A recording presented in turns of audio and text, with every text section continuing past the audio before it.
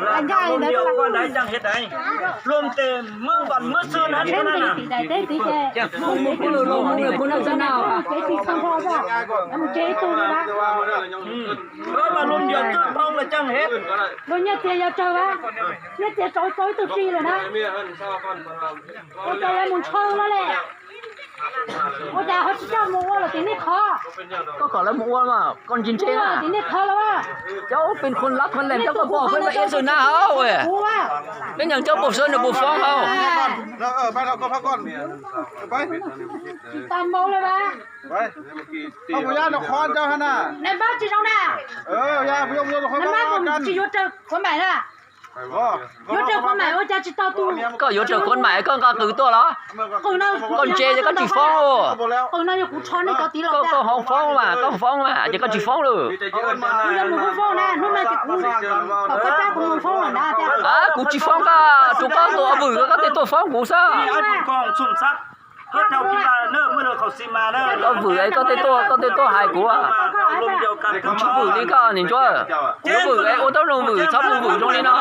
chuyện như thế màของเงิน ก็น้องตาลดอลนี่แต่เจอจอนึงแล้วตัวใช่อย่ากูบื้อแล้วก็บื้อ có vừa có cái này nó có gì em chẳng được กูเว้ยกูจีบื้อนี่ก็เนี่ยเอาตัวก็บื้อมาบื้อเตี้ยจะ要จีบื้อก็จีจงโลน่ะจะ要บื้อจงจูตายสินั่นน่ะ ôi cha có จะบื้อจงจูตายสิเนาะ tụ có chỉ vừa nào ไป cụ chân có tụ có tụ เอาเมียมาก่อน cụ chân có ý đá ý đầu có tụ นี่แหละเจ้าก็เป็นหัวหน้าอยู่นี่แหละเจ้าก็หัวเรื่องตัวนี้บ่แล้วแม่นหัวแม่นรถเข้าอยู่หั่นน่ะต้องมีปัญหานำกันแม่นสิเฮ็ดแล้วเฮาต้องมาลงให้ถือต้องลงนำกรรมก่อน เขาจะโทรหาเจ้าชื่อเราชื่อมาแกะคนเป็นเขาเป็นมืออื่น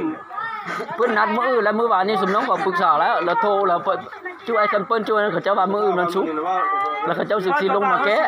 นะ ขอแจ้งเฮาค่อยแล้วเฮามาลมเดียวกันถูกต้องแล้วจึงมาเฮ็ด แล้วเขาว่าแจ้งว่านำบุญกองสมศักดิ์แล้ว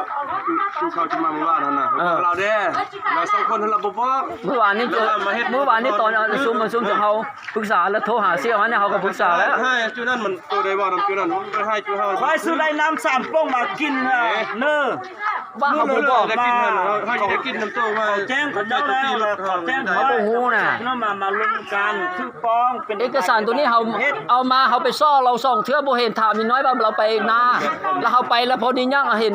เมียเพิ่นเฮาก็บอกแล้วว่าเพิ่นมีเจกันมีอันนี้บ่แม่นเฮาปฏิการแล้วยันแต่เจ้าบ่เชื่อเด้อมันมีเอกสารตัวนี้แหละก็สำเนาตามเก้าอัน เอกสารตัวนี้มาตามค่อยสินว่าค่อยกินใจสินอย่าไปแม่ผู้บังคับสินมีน่ะ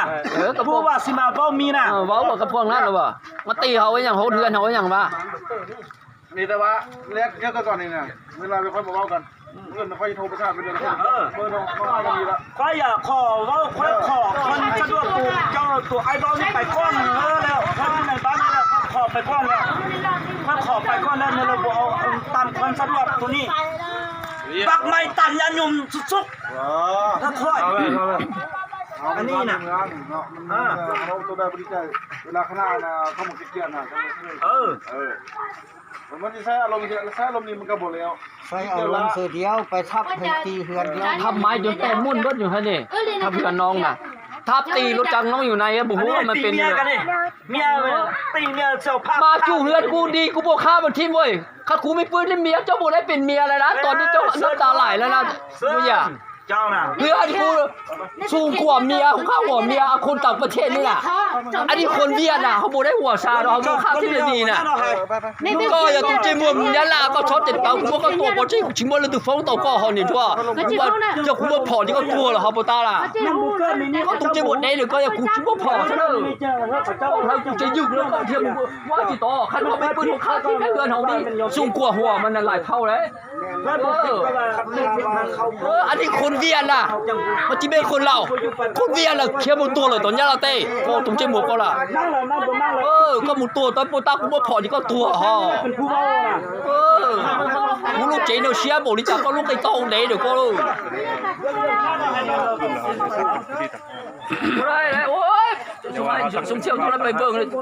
เพื่อนเขาเห็นชิ้นนี้บ่ได้ เอาน้ำมันเฮาโลซนี่ไปฮดซั่นน่ะเอาตุกกัน จอเลยตามูโรตีมูว่าจุตาเลยนะเพราะเดี๋ยวเราอุดสตอรี่จาเลยนะพอเอาน้ำมันเขาไปฮดตัวเรือนั้น เขาว่าขึ้นตะภาพ ตัวเยียมาตีเขาเกือบข้าวตัวเยียนี่เข้มนะมันเอาผ้าคอด้วยแล้วก็จับเอาไม้มาฟาดด้วยสังกะสีเขาม้วนม้วนไปตีเรือตีรู้จักเขาอยู่ในบ้างแงงนะ อันเดอร์เซียไฮยังชุกไว้แล้วมันวัวกันเลย มันมาเข้ามาก่อนมันโหดเนื้อมันต้องตั้งอย่างนี้เข้ามาเลยต้นไม้อ่ะนั่นแต่งวัดเนี่ยไม้เลยฟาดลงมันนะ เบิ่งอันเซียใช่อันเรื่องนั้นเพราะว่าเขาลงมาเป็นลำพันเป็นขาด โอ้พามาฟาดแล้วเลยดัวแล้วจับได้หัวจับได้หัวเลย2เบื้องแล้วเลยเล่นมาน่ะดัวแล้วไทยอันว่าไทยส่วนฮั่นไปไทยฮั่นแล้วมาแล้วมันดัวมาฮั่นแล้วมันเล่นมาเลย ทับรถเชียวนี้ ขี่พอดีขี่มาเออ มาฮอดแล้วมันทับแล้ว นี่จะมาถือเขา ดึงอันน่ะดึงอันน่ะคืออันน่ะถงเชื่ออันน่ะอันบุญกองคาดบ่น่ะไปอันบุญกองได้แล้วดึงอันนั้นอันถงเชื่ออันบุญกองได้ มีแต่ไอ้บนเพ่งช่วยประสานให้ทางเมืองแล้วก็ลงมาลงเดียว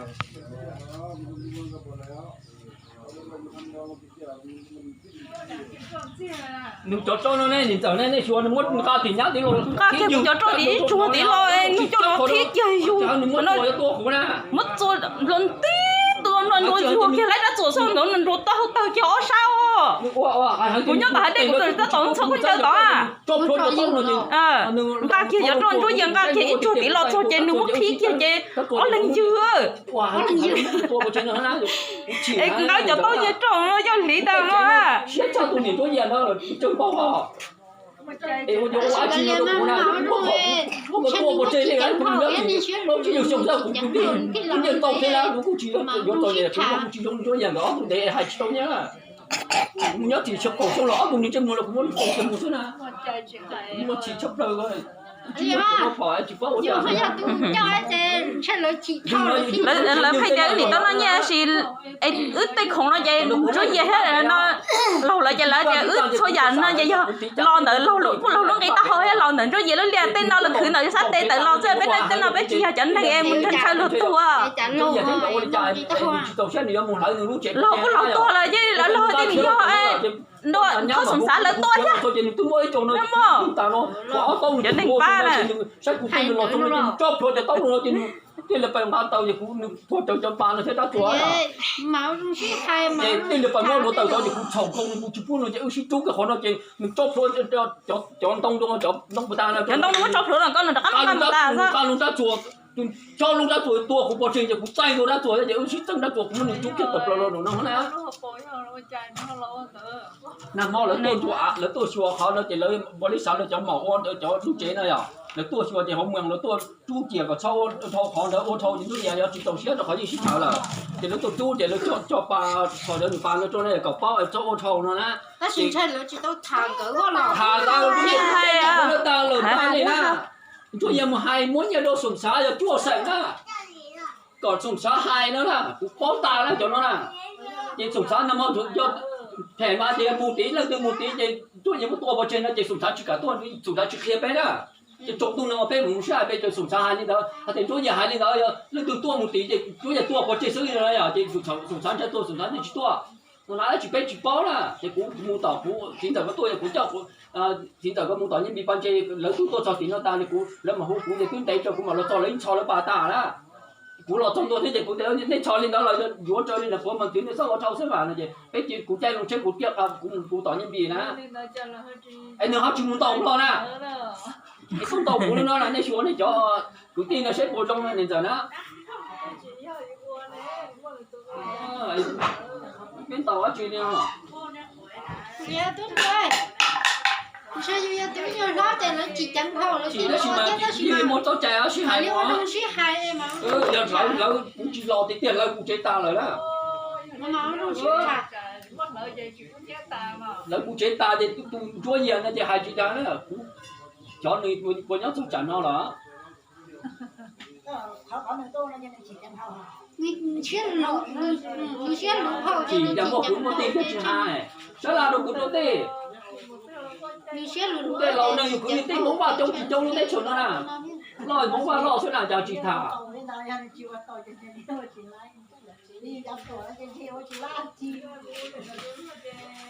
ấy cũng giờ tụi mong là chị chào chị cũng được có thơ nè ấy học qua được quá chị giờ tao có khi ít chua tao tí ít tao khi chỉ tao lái họ là lý tao lóc tao rồi cơ lý mất lỡ rồi nó lý chúa ta đó được cơ mà mình rùa cả tí co luôn nên tao thấy thì món này chút chơi rồi nó cái trong nó sao mà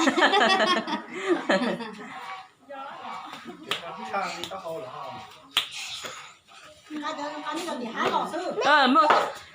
nhìn cho già lo đây vậy lâu chưa sao đấy nó nhìn cho già một chùa kia tới chùa tí lo nhìn cho già cho tôi khí ngược khí trên đôi ngược hả nó võ bên lưng có ho võ hay là mà chỉ chẳng ngò ấy suýt chùa lấy tao được cá lỡ à chẳng còn tao ho ít sao nó tới phơi cho họ ít tao nó ít sao tiền nó tổ kia ở luôn trong tao kia lo rồi Hãy subscribe cho kênh Ghiền Mì Gõ để không bỏ lỡ những video hấp dẫn